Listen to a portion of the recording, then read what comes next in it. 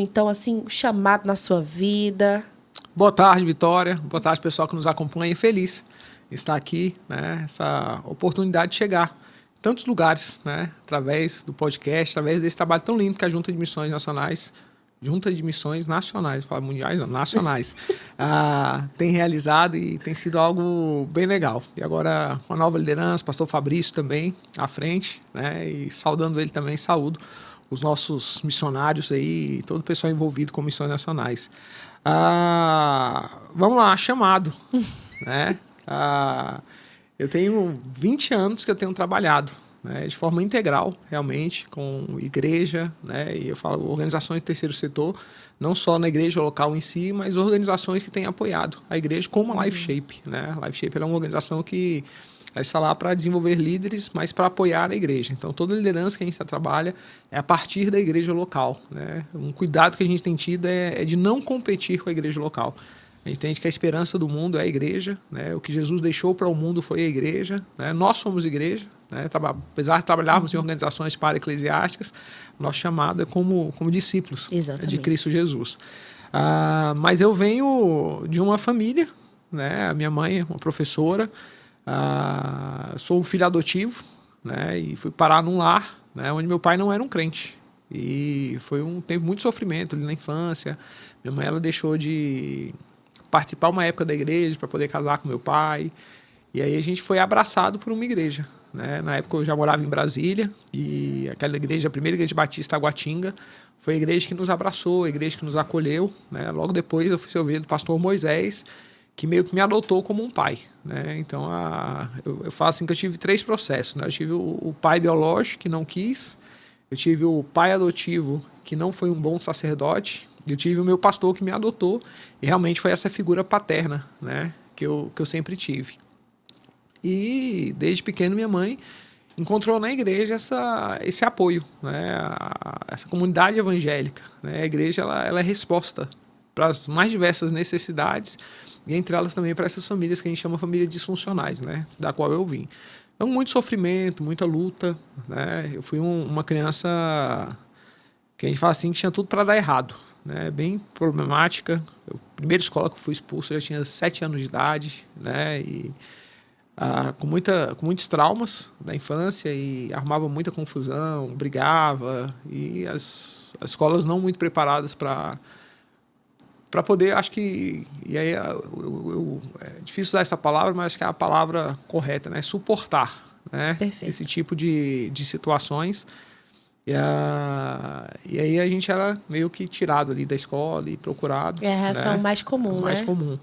Hoje eu digo o seguinte, que atrás de toda cara carrancuda, né, existe uma história de sofrimento. E a gente precisa parar para poder entender as histórias, a gente poder conversar, conhecer o que passa por trás, né, desses clamores, né? Eu acho que ele era o clamor de uma criança, né?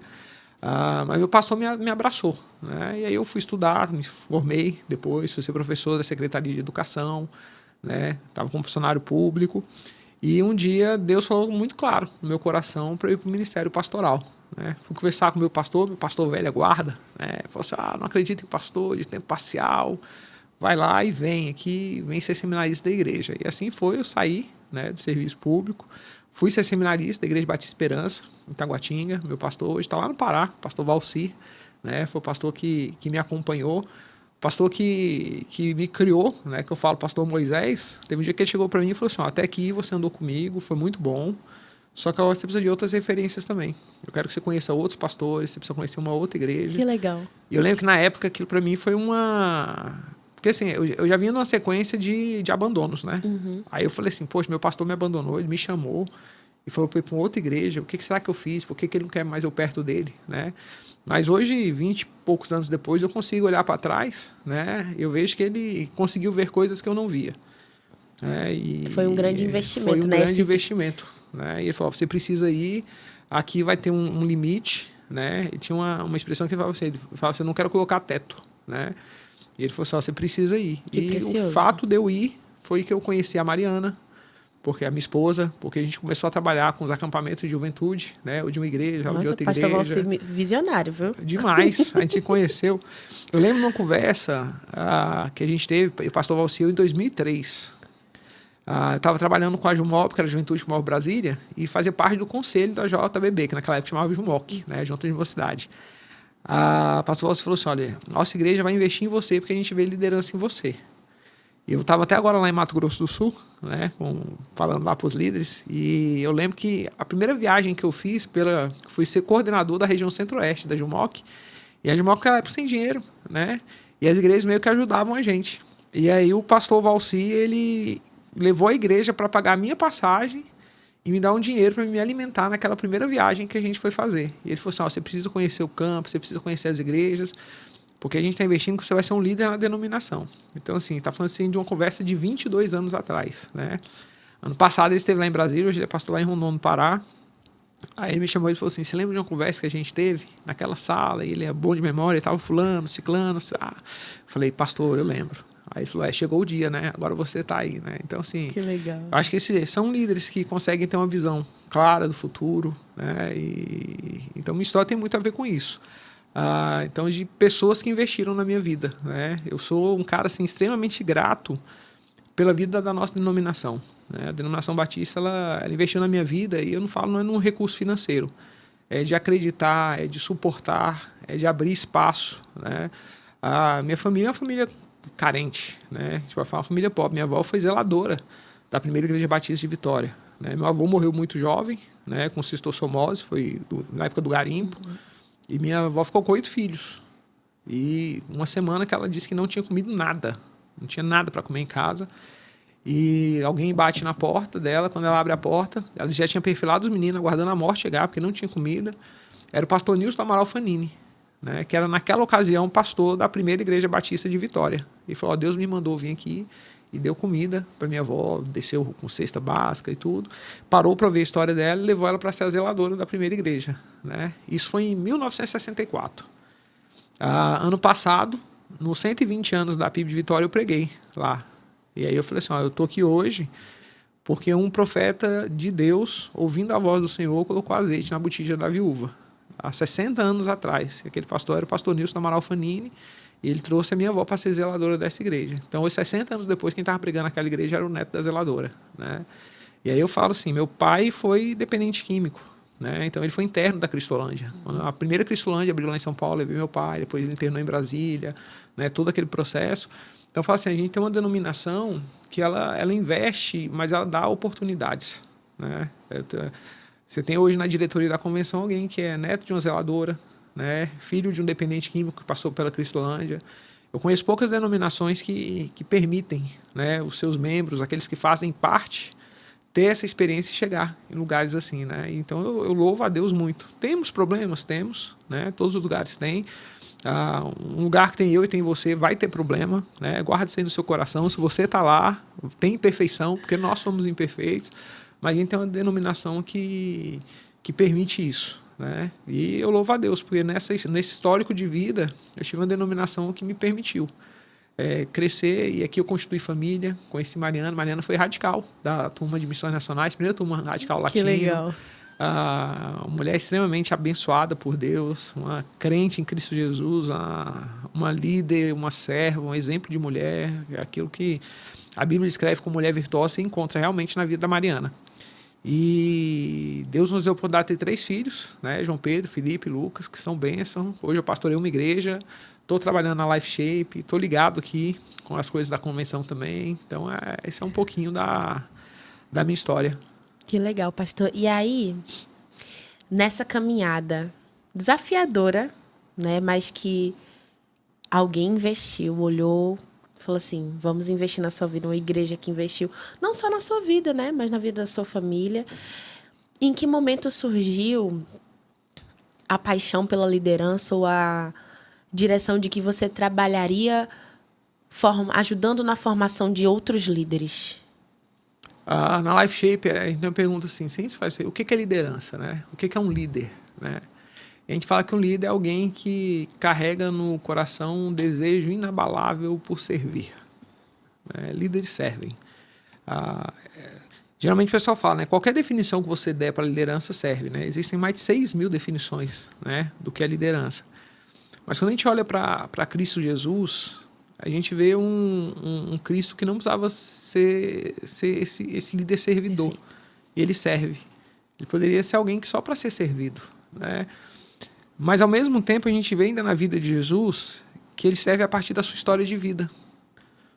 Isaías 53 narra do seu sofrimento, né? Já vem dando o prenúncio de que a vida dele não seria uma vida tão fácil, né? Ele vem num contexto familiar, eu tenho falado isso por onde eu tenho andado, até muito por conta da adoção, né?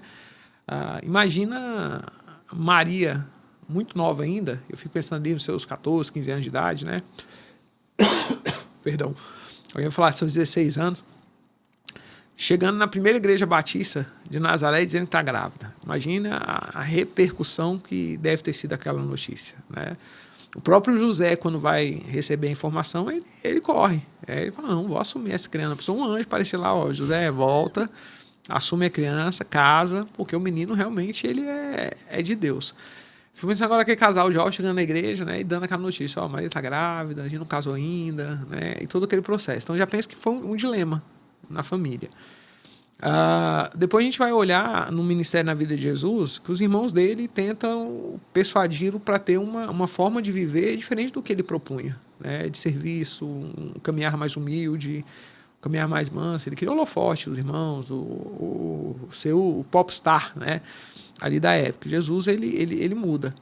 E eu olhei para meu coração e falei, gente, eu posso pegar toda essa história minha de sofrimento, de adoção, das crises familiares, né? Minha casa era a casa que a polícia chegava, lá por conta de briga de pai e mãe, né? E aquela situação toda. E eu posso pegar tudo isso e ser vítima, que geralmente é o que a gente faz, né? A gente fala, o mundo fez isso com a gente vai e se vitimiza. Ou eu posso entender que eu posso usar tudo isso para que Deus possa ser glorificado através da minha vida. Como Deus vai ser glorificado através da minha vida? Quando eu posso usar o meu sofrimento e as minhas dores para curar outras pessoas. Porque Isaías 53 vai dizer que pelas pisaduras de Cristo Jesus nós somos curados. O sofrimento dele que traz cura para a gente, foi a morte dele que nos trouxe vida. Perfeito. Então eu olhei aquilo e falei, poxa, Jesus tinha os seus problemas familiares. Ele teve as suas crises, ele foi abandonado, né? A oração dele na cruz, Deus meu, porque você me desamparaste. Ele foi traído pelos seus amigos, né? Ele teve todo o seu contexto de história. Aí eu falei, poxa, isso aí me faz ser parecido com Jesus, né? E a adoção no Brasil, por mais que a gente fale muito sobre isso, e aí para mim aqui é um problema que a conta não fecha, né? Porque a gente tem uma população predominantemente cristã, né? Eu não vou falar nem só de evangélicos, mas eu falo cristã, que a palavra de Deus diz que o verdadeiro evangelho é cuidar dos órfãos e das viúvas, né? Então você tem hoje aí 40 milhões de evangélicos, uma fila de adoção com mais de 30 mil crianças, e como 40 milhões não consegue zerar uma fila dessa? Então tem alguma coisa que está errado nesse processo. Então a adoção não é algo natural para a gente. Muitas vezes eu ouvi as pessoas falarem para minha mãe assim, nossa, você pegou esse menino, né? Minhas irmãs também são, você não sabe o que esses meninos vão ser lá no futuro, você não sabe quem é o pai, você não sabe quem é a mãe, né? Aí eu falo, tem que mudar a nossa teologia e a gente começar a acreditar em maldição hereditária. De eu achar que o pecado dos meus pais vai me visitar, né? A consequência dos pecados do meu pai me trouxe dores. Né? A consequência do pecado dos pais lá atrás trazem sequelas para a vida, porque o grande problema do pecado é esse. Meu pecado não afeta. Não tem nenhum pecado que você cometa que afeta só você, porque nós somos seres relacionais. Perfeito. Os nossos pecados vão afetar e geralmente afetam pessoas que nós amamos, que nós amamos, né? Pessoas que dependem de alguma maneira de nós, né? Mas aí eu fui ler genealogia. Eu digo que a genealogia ela foi colocada na Bíblia por minha causa, porque o pessoal pula na leitura bíblica, né? A genealogia. Mas aí você vai ver que Jesus, a promessa de salvação do mundo veio da raiz de Davi. Agora Jesus entra na raiz de Davi por José. Então a salvação do mundo vem por um filho adotivo.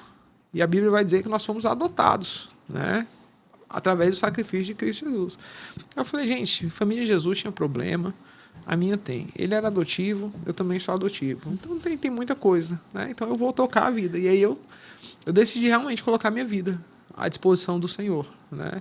Hoje a gente está vivendo uma época, e a gente tem acompanhado líderes, a Life Shape hoje trabalha com 3 públicos, né? Nós trabalhamos com universitários, trabalhamos com profissionais cristãos e trabalhamos com pastores.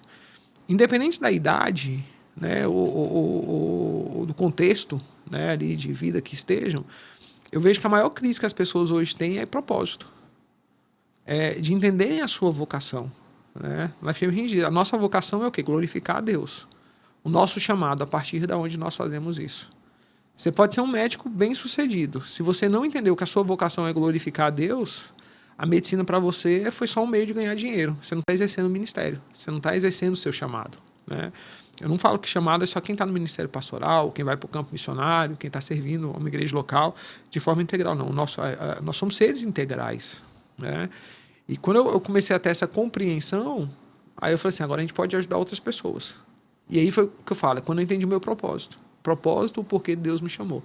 Às vezes a pessoa fala assim, você hoje não está integral na igreja. Né? E eu passei por esse dilema por quê? Aí eu vou voltar lá depois, não me perdi não. Porque eu vou indo e depois eu volto lá. Eu fui do serviço público. Aí eu dei serviço público, vim para a igreja local. Quando eu saí da igreja local para poder ir para uma organização para-eclesiástica, teve um amigo meu que me ligou. Falou assim, cara, você tá maluco? Eu falei, como assim? Ele falou assim, tá trocando a noiva pela amante. Eu falei, como assim? Como você vai deixar a igreja, que é a noiva de Cristo, para poder ir trabalhar agora numa organização para-eclesiástica? Você tá como um porco que voltou a chafundar na lama, um cachorro que comeu do próprio vômito. E eu me deprimi nessa época. Né? Eu falei assim, cara, o que eu tô fazendo? Eu saí de lá, tava servindo na igreja, agora estou deixando a igreja para poder... Mas aí esse é o problema, porque a gente olha a ideia da vocação, do nosso chamado, de forma errada. Porque a gente precisa estar onde as pessoas estão. Líderes cristãos precisam estar onde as pessoas estão. Ali é o nosso lugar de missão. Hoje eu me acho mais integral do que muito pastor que está de tempo integral. Eu não me sinto menos pastor em nenhum momento. Porque eu cuido de gente, eu cuido de pessoas. Eu cuido daquilo que Deus ama, que são pessoas, cuido do coração de líderes. E quando eu volto lá atrás agora, quando eu vejo que o maior problema que a gente tem hoje é a falta de propósito, é que o pessoal tem colocado o foco em lugares errados. Aquele negócio assim, se eu conseguir chegar naquele lugar, eu vou ser feliz. E vão passar num concurso, vão conseguir ser um empresário de sucesso, vão conseguir vencer na profissão e tudo, e vai chegar lá, vai continuar com a sua vida vazia. Né? É igual aquela pessoa que fala assim, eu tô com a cabeça cheia, eu preciso viajar, né? Que eu vou tirar o meu sabático, eu vou descansar. Aí ele vai, bota tudo na mala dele, aí vai pro lugar. Chega lá, quando ele abre a mala, todos os problemas dele ainda estão ali. Porque a questão é o propósito. E a gente está num momento, eu falo assim, que essa geração, pelo menos a minha, né? Que você é mais nova do que eu, é aquela geração sanduíche, né? Que a gente ficou entre um mundo que foi completamente analógico, para um contexto, um mundo digital. Né? Então, eu tenho meus filhos que já nasceram dentro da tecnologia. Agora, minha mãe não nasceu dentro da tecnologia, tem dificuldade com tecnologia até hoje, a gente vem sendo aqui nesse meio. Então, eu peguei uma época onde a gente olhava para trás e o pessoal falava assim, qual era o problema do século? Até 2000 ali, o pessoal falava assim, o problema do século é a depressão. Hoje, ninguém mais fala de depressão. Hoje, o problema do século é a ansiedade. Então, a depressão era o excesso de passado. As pessoas que vivenciaram seus dilemas lá no passado e não conseguiram deixar o passado no seu lugar. Carregavam ali o seu passado e aquilo ali trazia as suas dores, as suas enfermidades. A gente meio que rompeu com o passado pela preocupação com o futuro.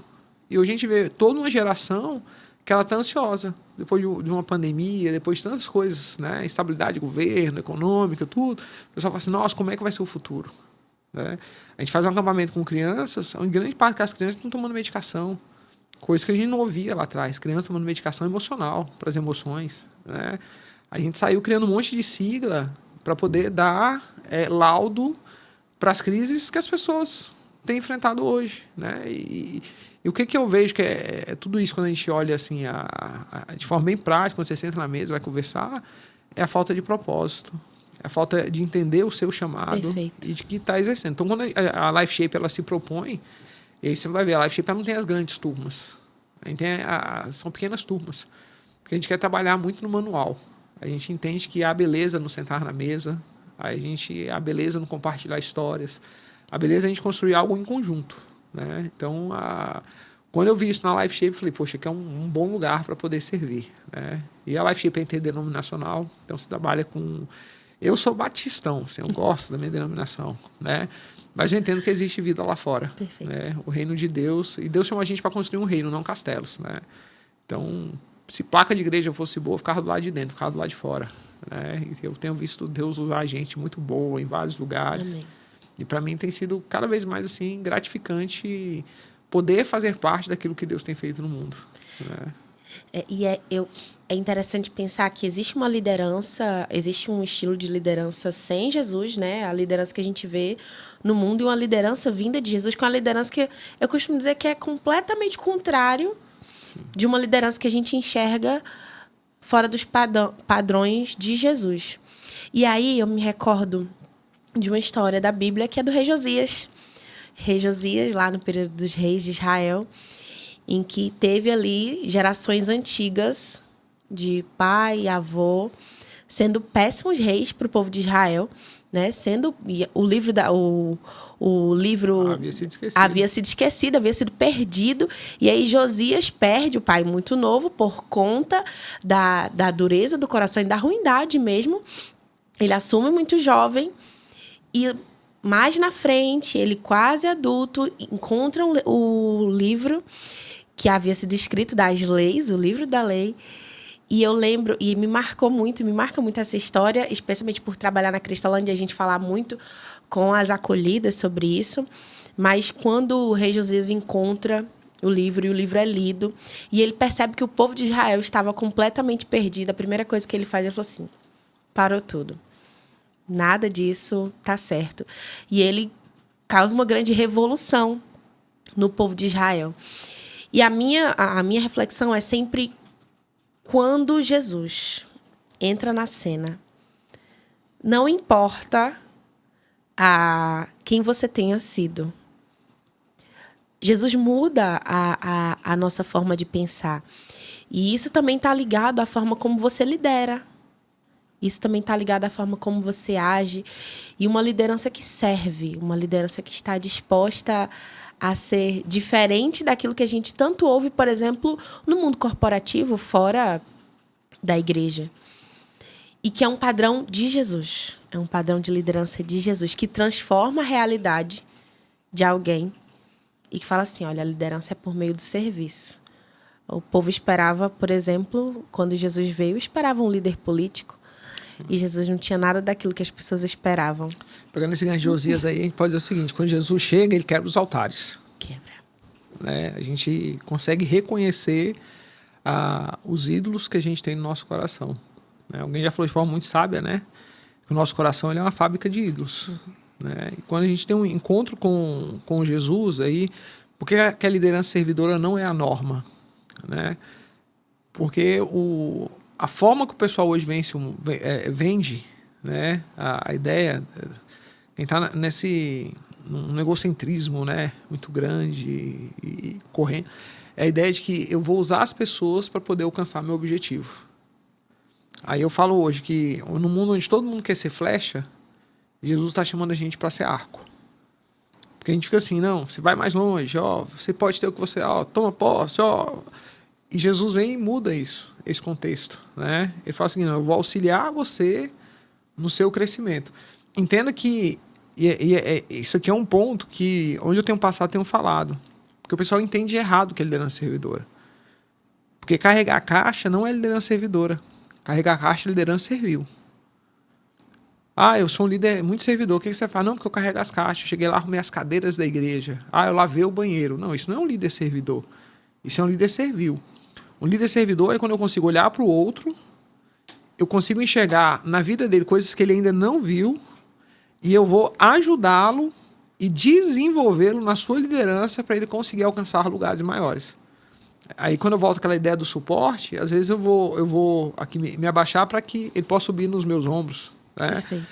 Não colocar teto onde Deus colocou os céus abertos. Né? Eu olhar e falar assim, poxa, ele pode ir mais longe do que eu e eu vou desenvolvê-lo. E o problema é que isso vai nos fazendo ser desconhecidos. Quando nós temos outras pessoas que vão mais longe do que a gente. A gente não quer isso.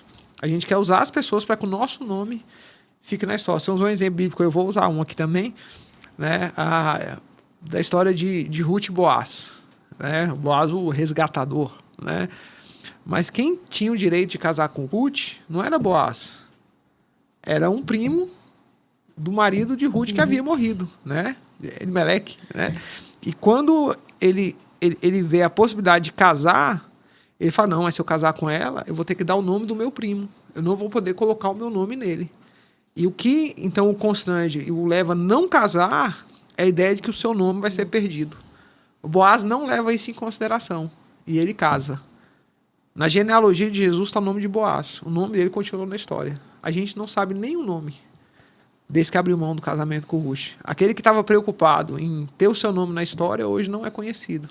Aquele que se despreocupou, se desprendeu e foi cumprir a missão e o propósito, aquele lá está com o nome na genealogia do Cristo. Quando a gente vai lá ainda em Mateus, você vai ver lá o nome dele descrito. Né? Então, quando a gente fala de liderança servidora, a gente está falando isso, né? De levar as pessoas a experimentarem aquilo que Deus tem para elas, ajudá-las, né? Desenvolvê-las nesse processo. E a gente precisa de líderes assim hoje.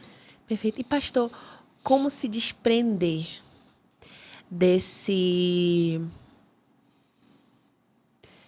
estilo de liderança não servidor? Acho que a gente cresce e, por exemplo, a nossa geração divide muito o que é secular e o que é sacro, né? Vou chamar de sacro, de sagrado. Então, a gente se prepara para ser líder fora da igreja, na nossa empresa. E isso, às vezes, interfere na nossa aprender sobre a liderança servidora. Porque, por exemplo, é muito difícil a gente encontrar, e eu acho que quando a gente fala, por exemplo, pastor Valci, que teve uma visão de liderança incrível, que falou assim, eu não dou conta mais de dar suporte a você, porque entendia que existia ali um nível acima que a outra pessoa precisaria assumir. E para isso é necessário muita humildade. Né? Então, como que a gente se desprende desse estilo de liderança mundano? Não vou chamar de mundano, mas acho que dá para entender o que eu estou querendo dizer. Um estilo de liderança anticristão. Anticristão, perfeito. Anticristão, quem não vê Cristo nele. Né? É deixando Cristo reinar no coração da gente. Né? Quando Paulo ele vai escrever a igreja em Éfeso, né? Ele coloca ali quais são as virtudes que nós devemos carregar. Né? Para o cumprimento da nossa vocação. Os 3 primeiros capítulos ali, ele fala de doutrina. Ele vai falar sobre o preço que foi pago, que nós nos tornamos filhos pelo sacrifício de Cristo Jesus, que nós somos, o povo foi comprado antes mesmo da fundação do mundo. Ele vem trazendo toda a doutrina. Aí ele vira, a partir do capítulo 4, 5, 6, ele vai falar agora qual é a prática. Né? Agora que vocês sabem o preço que foi pago, agora que vocês sabem o que foi feito, agora vocês vão aprender a viver do modo digno da vocação de vocês. Ele vai trabalhar sobre humildade, ele vai trabalhar mansidão, e ele vem trabalhando pontos ali que no meu coração e no seu coração, eles são gritantes se a gente trabalhar com isso. Porque o nosso coração ele é orgulhoso, a gente é soberbo, a gente tem dificuldade de dar a segunda face, a gente tem dificuldade de tomar o prejuízo, a gente tem dificuldade de... A grande verdade é que a gente tem uma dificuldade muito grande de se alegrar com a vitória do outro. Principalmente porque a gente se acha merecedor. A gente olha e às vezes quem se projeta, às vezes sabe menos do que a gente. Às vezes se esforçou menos. E a gente fala, poxa, mas eu fiz tanto. E a gente começa a achar que a gente vai ter alguma coisa por merecimento. E a gente perde a noção da graça. Então, quando a gente se aproxima de Deus, a gente tem essa noção da graça de Deus, de quem nós éramos, para onde Ele nos transportou, do que Ele tem realizado em nós, do que Ele tem feito em nós, aí o compromisso nosso passa a ser maior com Cristo. Aí aqui, para mim, um bom exemplo de liderança é João Batista. Para mim, João Batista, ele tinha consciência de quem ele era e ele tinha consciência de quem Cristo é. Acho que talvez uma palavra boa para a gente colocar aqui é assim, nós precisamos ser do tamanho certo. Tamanho certo. Né? Quando João Batista está lá no ministério dele, pessoa batizando, ele duro o discurso, né? A pessoa se arrependendo, ele, olha, vou batizar você, batizando. Chega um momento que ele batiza Jesus. E aí ele vê o pessoal que estava o seguindo, agora seguindo Jesus. E a Bíblia não diz que ele fica entristecido, né? Mas tem um grupo que chega lá e fala assim, olha, João, aquele lá quer ser o primo, que veio aqui, o pessoal agora está seguindo ele, está abandonando você. Qual é a palavra dele? Ele diz o seguinte, eu sou apenas amigo do noivo. E não tem nada que deixe o amigo do noivo mais feliz do que entregar a noiva para o noivo. A gente tem que ter a consciência que a gente é amigo do noivo. né? Que a gente está aqui para poder realizar uma obra que é maior do que a gente, né? Aquela corrida de bastão. Hoje Deus está nos usando e a gente tem que ter a consciência que se a gente perde a utilidade nesse processo, né? Judas perdeu isso. Ele perde o seu coração, né? Judas ele se matou antes, né?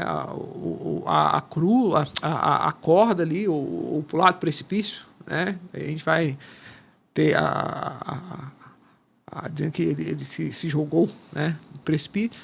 A morte dele veio antes.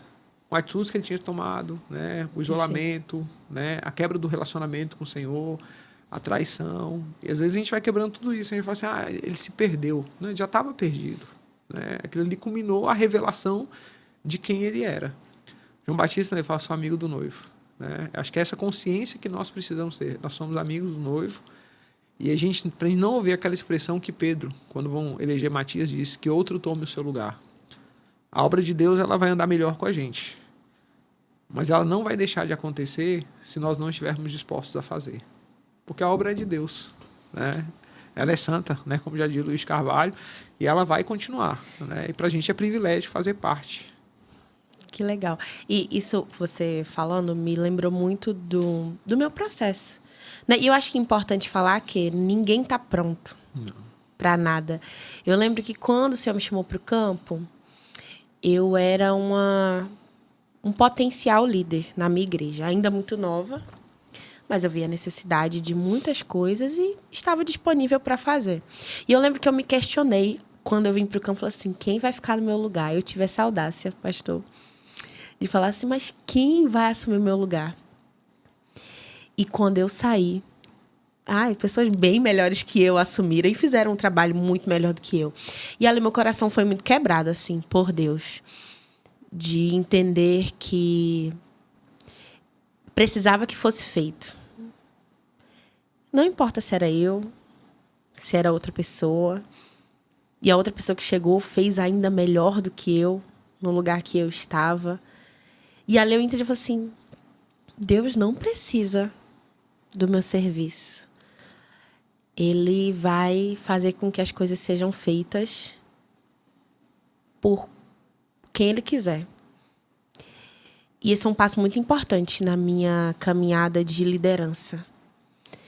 De perceber que, na verdade, eu não tinha capacidade. E aí, recebi, assim... Tive um líder muito especial no campo missionário, o pastor Rafael, na Cristolândia. E ele olhava para mim e ele falava assim, Vitória, você vai fazer tal coisa. Eu falei assim, pastor, não vou. Eu não tenho capacidade. E ele enxergava em mim coisas que eu não via. E ele falava assim, eu estou fazendo isso, eu nunca mais, não consigo esquecer essa frase. Mas ele falou assim, eu faço isso para que você seja uma líder melhor do que eu. Eu quero que você seja melhor do que eu. Eu quero que você faça mais. Eu quero que você vá além. E aquilo me constrangia. E me levava para mais perto de Deus. E como foi importante caminhar com ele, com Joyce, a esposa, sua esposa, que é, assim, muito querida, e aprender sobre liderança com eles. E uma liderança que era realmente servidora. E que enxergava coisas onde a gente não enxergava. Mas fruto de muito relacionamento com Deus. Acho que uma coisa que eu aprendi muito com a liderança deles foi o relacionamento com Deus, que eu acho que é primordial para se ser um bom líder, né? E isso marcou a minha vida. Eu tive 2 líderes assim, 2 pastores, né? Que, exemplo que você falou, né? Foram extremamente importantes para mim. Quando eu fui assumir a Juventude Batista de Brasília, né? Foi na época que eu estava tendo uma cruzada com o Sam Tipt e tudo. Eu fui ajudar na coordenação. E aquele pastor me indicou tanto para assumir a frente, né? E tá na coordenação da cruzada também. Eu falei, não dou conta, não. Aí ele falou assim, você acredita em mim? Eu falei, no senhor acredito. Ele falou, então vá, porque eu acredito que você dá conta. Então você não precisa acreditar que você dá conta, só acredita no que eu estou falando. E foi, e deu certo e funcionou. E depois o pastor Pascoal, era uma mentoria que a gente estava fazendo, eu coloquei uma inquietação minha na tomada de decisão. Aí ele perguntou assim, você acha que você ama esse povo mais do que Jesus ama? Aí eu falei, não. Aí foi, então pode deixar que Jesus vai tomar conta deles, né? Faça o que Deus está mandando você fazer. E essa preocupação é uma preocupação que Jesus vai ter, porque ele deu a vida por esse pessoal e ele não vai deixar desamparado. Porque a gente fica assim, eu não posso ir, eu não vou, como é que vai ser se eu sair daqui, né? Mas se Deus orientou, se a gente tem essa clareza, né? A gente vai com fé e a gente tem consciência que Deus vai levantar outros líderes, né? A história está aí. Aí nunca teve... Eu até tomo nunca e falo assim, então crise de liderança, né? Não, acho que então a crise de gente que ouve Deus. Porque Deus sempre levantou líderes quando foi necessário. A história bíblica, a história do povo de Deus, é uma história onde Deus levantou gente. Gente que estava com o coração alinhado com dele para ser resposta no tempo de crise. Então Deus sempre vai levantar gente. O que a gente tem que ter a preocupação é, Senhor, me deixe preparado para eu ser esse líder que o Senhor pode usar. Eu tenho 3 filhos, né? Eu acordo eles de manhã, vai para a escola. Eu estou mudando isso, né? Porque minha mãe fazia isso com a gente, né? Mãe faz isso. Acorda, aí fala assim, mas não quero ir para a escola. Vai, que se você quiser ser alguém na vida, você tem que estudar e tal. E aí, se meu filho perguntou, né? Por que eu tenho que estudar? Porque se você quer ser alguém na vida, você não quer ter uma vida boa e tal, você tem que estudar. E esse é um pensamento errado, né? A gente tem que falar assim, você precisa estudar, você precisa conhecer as várias ciências, você precisa conhecer outras línguas, você precisa aumentar a sua influência para que Deus possa te usar ainda mais, nos mais diversos lugares. Quando a gente olha Mesaque, Sadraque, Abidnego, Daniel, quando você pega um Neemias, quando você pega um José, Deus os usa pela capacidade, né? Quando você pega aqueles jovens ali na Babilônia, conhecedores de toda a ciência, se destacavam dos outros jovens. Então, não é porque você vai ter uma vida, é para que Deus possa te usar. Amém. Em lugares, que você possa largar a sua fronteira para que você possa ser mais usado por Deus, porque Deus quer operar em todos os lugares. Então, se a gente tem essas capacidades, a gente vai se preparando para poder servir. E não é a ideia, eu vou lá mudar a Babilônia. Não é mudar a Babilônia, não. É sobreviver em meio à Babilônia. Porque a preocupação nossa, vamos mudar o mundo. Gente, o mundo é caído, o mundo é mau, o mundo jaz o maligno, isso é o que a Bíblia diz, né? Então a gente tem que aprender a sobreviver no mundo. Quando a gente muda essa consciência, a gente muda muita coisa. Por exemplo, universidade. Tá vendo o pessoal aí, não vai para a universidade, não vai perder a fé. Que fé é essa que pode ser roubada por um ambiente universitário? É uma fé que não é verdadeira. Perfeito. Porque a Bíblia ela não vai ser menos Bíblia, ela não vai ser menos palavra de Deus porque está sendo questionada. Porque uma verdade não deixa de ser verdade pelo questionamento dessa verdade. E a prova é que ela tem prevalecido no decorrer dos séculos. Ela continua viva. E ela é viva porque ela é palavra de Deus. Então ela vai permanecer. A gente pode questionar o quanto quiser. Ela vai continuar sendo a verdade. O que a gente precisa trabalhar no nosso coração é para que o nosso coração possa se inclinar diante da verdade. Igual João Madureira, que ele diz o seguinte, quando que a gente sai vencedor, né, de uma batalha contra Deus? Né? Jacó nos mostra esse exemplo. A gente sai vencedor na batalha quando nós somos vencidos pelo Senhor. Todas as vezes que nós somos vencidos pelo Senhor, nós vamos sair vencedores na batalha. Né? Então, é esse trabalho que a gente precisa fazer no nosso coração. Como é que a gente pode ser esse líder? A gente vai ser vencido pelo Senhor.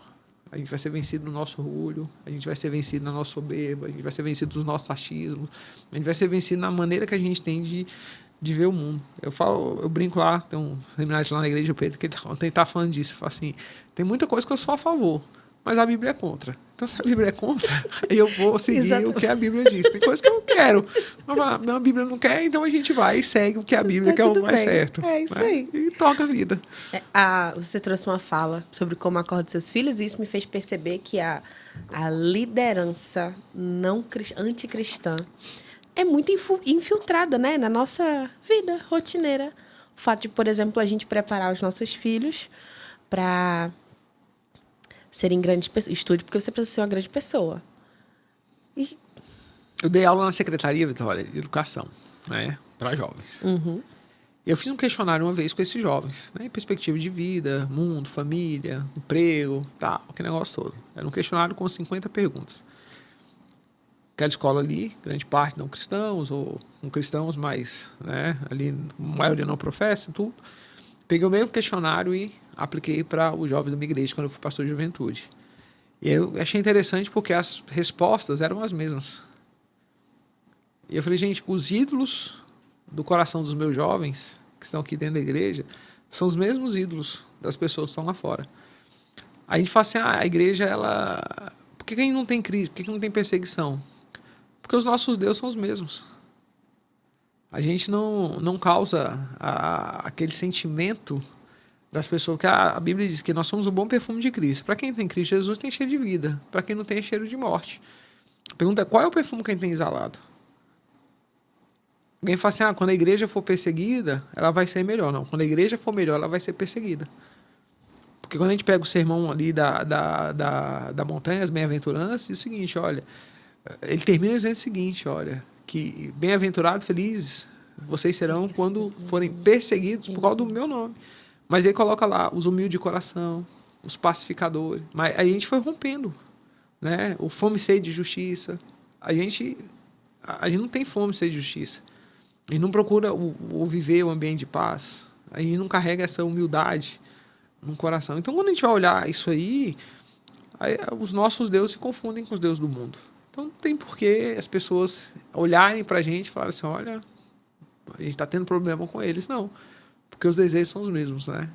Então, se a gente cultua os mesmos deuses, né? Porque não é o que eu falo aqui, né? É aquilo que eu expresso aqui no coração, né? Cantar com os lábios é fácil, né? Crer com o coração é diferente, né? Eu falo assim, daqui a pouco vai estar na conferência teológica, né? Eu quero falar isso hoje, que o problema não é eu ter essa consciência aqui. O problema é eu deixar isso chegar aqui no coração. Porque do coração processa saída de vida, né? Então, o problema que a gente tem hoje não é intelectualizar os nossos jovens, não é intelectualizar uma igreja, né? Doutrinar. O que a gente tem dificuldade hoje é de tornar essas pessoas realmente discípulos de Cristo Jesus. É isso. Gente, agora eu vou encerrar o podcast. Depois disso, a gente encerra o podcast. Mas, pastor, já são quase uma hora a gente batendo papo aqui. Quase uma horinha. Muito. Batendo papo bom, dá pra ficar muito tempo. Gente, dá pra ficar muito tempo. Aqui vocês não têm noção. Acho que vocês que acompanham devem sentir essa mesma coisa. O papo flui muito rápido, né? Passa muito rápido. Mas eu quero saber agora, pastor, sobre a Life Shape, né? Como que ela surgiu na sua vida, qual a proposta. Você já falou algumas poucas coisas sobre ela, mas eu quero saber mais, a gente quer saber mais sobre ela. A Life Shape, ela é fruto de um sonho de um casal. Pastor John e Trude, né? Eles foram um casal de missionários americanos, vieram aqui para o Brasil para servir em 1984. Né? Chegaram aqui no Brasil. Então, era o único para que eu nasci em dezembro de 83. Né? E eles chegaram aqui para servir, serviram o nosso povo mais de 10 anos aqui no Brasil. Um coração assim, extremamente amoroso.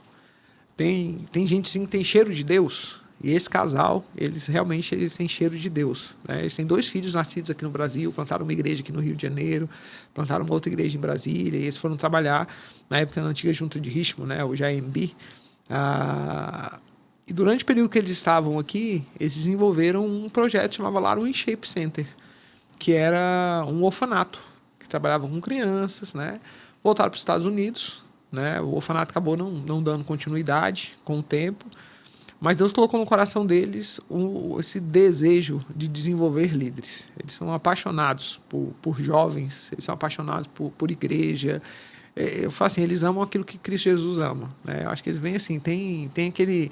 O amor de Cristo Jesus está lá, o amor deles também está lá. E aí a Life Shape surge assim, né? No desejo desse casal de ser resposta à igreja. O pastor João falava que o desejo dele iniciou, né? Ele com uma frase, né? O propósito dele é fazer as pessoas se tornarem discípulos de Cristo Jesus e glorificarem o nome de Jesus. Então, o investimento deles tem sido nisso. Então, quando a gente veio para a Life Shape, cheguei na Life Shape, vai fazer 9 anos agora, vim como diretor de projetos na época, foi para desenhar um projeto, né? Com trabalho com universitários. Aí depois a gente começou a trabalhar com pastores, começamos a trabalhar com os profissionais cristãos. E o nosso trabalho é esse, de mostrar para essas pessoas o seguinte, olha, nossa vocação é glorificar a Deus. O nosso chamado, a partir de onde nós estamos. Você está na faculdade, vejo o pessoal falar assim, medo da faculdade. Gente, é a faculdade quem está com medo da gente.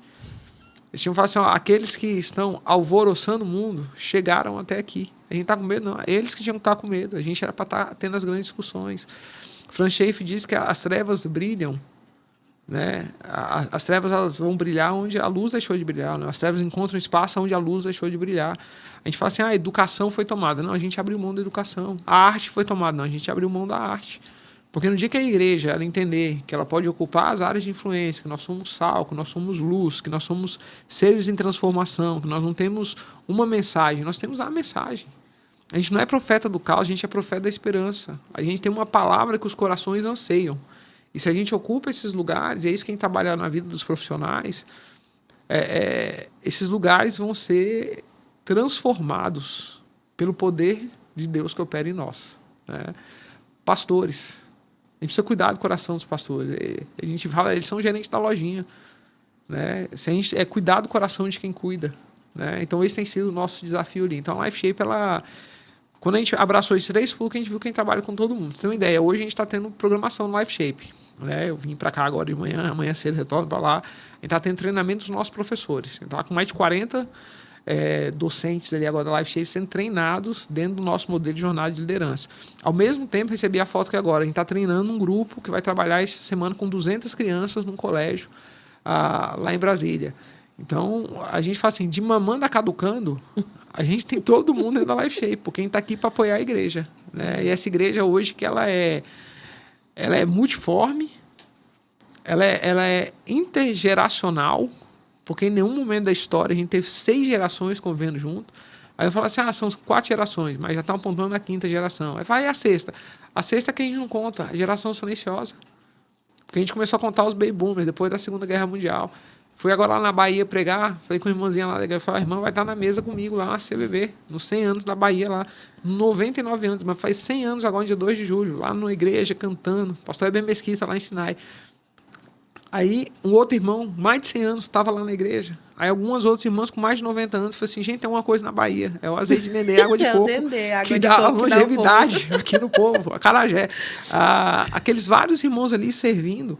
E olha que beleza que a gente tem, gerações. E aí, quando a Bíblia diz, olha uma geração contando a outra geração, os grandes feitos do Senhor, os atos poderosos do Senhor, a gente tem uma beleza que a gente está perdendo isso. Né? E esse ato poderoso que acontece dentro do ambiente eclesiástico das 4 paredes, mas que age também lá fora. Né? Eu acho que apesar da gente estar aqui na América do Sul, né, e não é tão considerado como latino, porque não fala espanhol, mas eu acho uma beleza na língua espanhola, né, o pessoal que fala espanhol, pelo menos latino, que eles falam assim, nós vamos ao templo. Né? Eles não falam, nós estamos indo para a igreja. Eles falam, nós vamos ao templo, porque nós somos a igreja. A gente às vezes fala assim, vai se arrumar que você tem que ir para a igreja. E a gente vinculou essa ação da igreja às 4 paredes. Né? Mas não, nós somos igreja, né? Aonde nós estamos.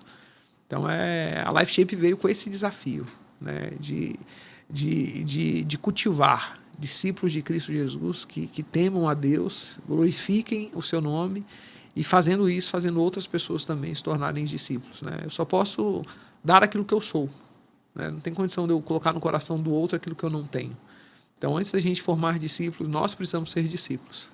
Esse é o desafio da LifeShape, essa formação de discípulos. Perfeito. Olha, pastor, que papo bom, viu? Muito abençoado. E acho que quem está aqui no chat vai poder confirmar. Muito abençoador poder ouvir, poder saber o que Deus tem feito, né, na LifeShape, abençoado igrejas, né, não só ali líderes, mas igrejas, e que Deus continue abençoando. A gente está caminhando para o final do nosso podcast. Eu sei que você tá aí, ficaria também muitas horas batendo papo, e eu ficaria facilmente aqui. Mas muito obrigada, minha palavra de gratidão mesmo. Obrigada por contribuir, né, com a nossa denominação, e não só com a nossa denominação, mas que Deus continue te abençoando. E aí, se você quiser agora deixar uma mensagem final para quem está nos assistindo, aproveite esse tempo. Quero agradecer, né, a oportunidade de estar aqui. Realmente me sinto privilegiado poder compartilhar aquilo que Deus tem feito, né?